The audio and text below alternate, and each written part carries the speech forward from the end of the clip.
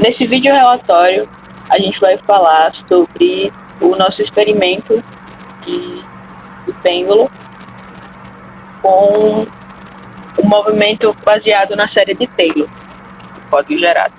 Meu nome é Crislaine Beatriz e eu estou aqui com os meus colegas Matheus Biolchi e Matheus Diniz. Então, vamos lá. Pode passar. Introduzindo aqui o nosso relatório, a gente tem basicamente que a série de Taylor ela foi utilizada para facilitar a nossa análise do movimento do pêndulo, que ele possui pequenas oscilações, né? Em teoria, mas a gente vai ver que no nosso experimento as oscilações elas tiveram uma angulação um pouco maior do que o esperado. Mas vamos lá. A gente tem um pequeno problema, né, na fórmula do pêndulo, e ela tem o seno de θ.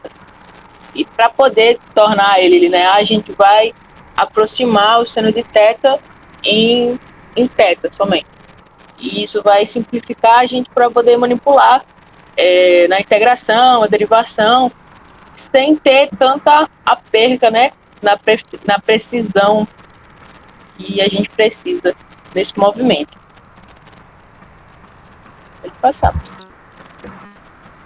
O objetivo do nosso experimento, ele basicamente é utilizar a série de Taylor para aproximar o movimento do nosso pêndulo.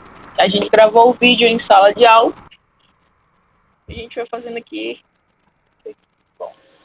Bom, vou falar agora um pouco sobre a metodologia, né, que no caso as ferramentas que a gente utilizou para fazer esse relatório. No caso foi a câmera do celular mesmo, do smartphone, para gravar o movimento do pêndulo.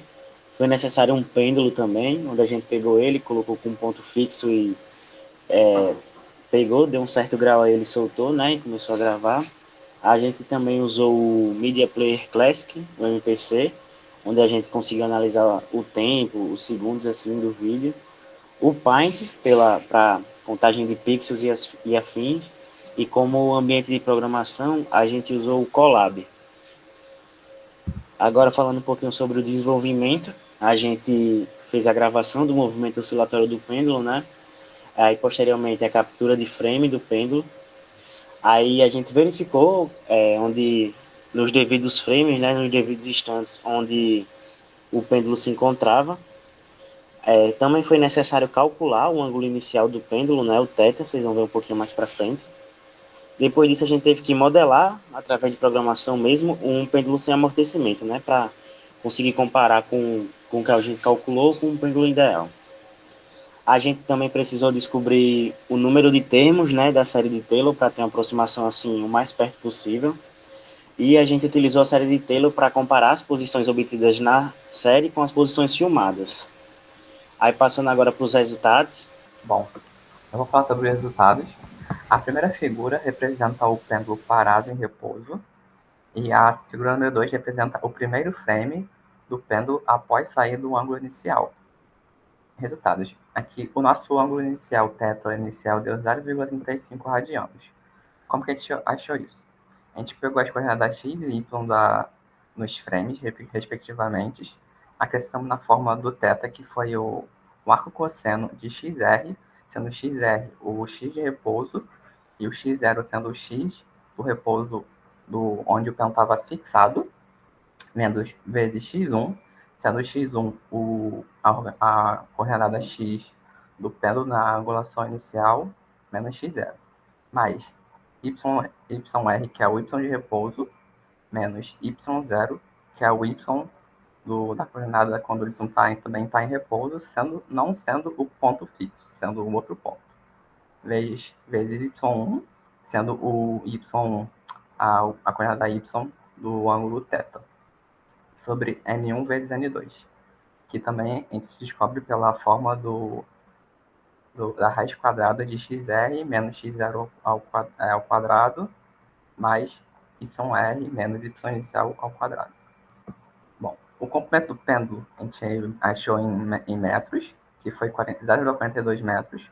ou 700 pixels, sendo o ponto fixo da mão sendo 53 pixels e do pêndulo, no meio do pêndulo, sendo 753. Então, a gente só fez 753 menos 53, que deu a medida de 700 pixels. Resultado. Usando o botão na forma da série de Taylor, a gente achou o nosso N aproximadamente sendo a 12. Comparando no gráfico, podemos ver no final que há uma separação do teto original da série de Taylor sendo o N12. Bom, essa é a primeira figura com do frame do pêndulo. O ponto azul é o ponto original e o ponto vermelho é o ponto ideal onde o pêndulo deveria estar. Agora eu vou para outra aba para mostrar as outras figuras. Aqui temos as outras figuras. Sendo o frame 2, o ponto vermelho era para estar aqui, idealmente, e aqui era o ponto fixo do pêndulo em repouso, do pêndulo inicial, quer dizer, teto inicial. O pêndulo está aqui, ele era para estar aqui. Um ponto para a gente especificar. Teve algumas imagens que o ponto ideal ele ficou muito longe, então a gente não sabe se é da forma ou se está correto, porque a nossa angulação deu muito alta. Então pode ser que isso esteja afetando para os pontos ideais, né? Frame 5 foi basicamente parecido com o frame 4. O 6, que era para dar aqui, ele está aqui. O 7 também parece estar errado. O 8, que ele está aqui, mas deveria estar um pouco mais para frente. O 9 também deveria estar um pouco mais para frente, mas está bem parecido. O 10, ele já está na frente, ele deveria estar um pouco atrás. O 11, ele deveria estar um pouco mais para frente.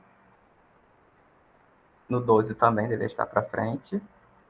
O 13 parece estar errado. 14 também. O 15, ele deveria estar um pouco mais para frente. O 16, ele está quase no ponto ideal, mas ele também deveria estar um pouco mais para frente. No 17, ele está mais adiantado e deveria estar um pouco atrás. No frame 18, parece estar errado também o ponto. No 19, ele deveria estar um pouco mais atrás, ele está um pouco adiantado. E o 20 também, parece estar um ponto errado. Turma, né, Matheus? Teve poucos pontos que realmente ficou na posição desejada, né? Ou aproximadamente. Sim. Aí a conclusão, a gente concluiu que o experimento de Taylor, o ângulo inicial, ele influenciou para ter uma variação na posição inicial do pêndulo, nas posições ideais do pêndulo. Como a gente explicou, como a angulação inicial foi um pouco alta, isso pode influenciar para uma posição ideal do pêndulo, ou seja, tenha uma variação muito grande, o que seja que pode ocasionar alguns erros na medição, na modelagem do experimento. A referência da introdução. E obrigado, professor.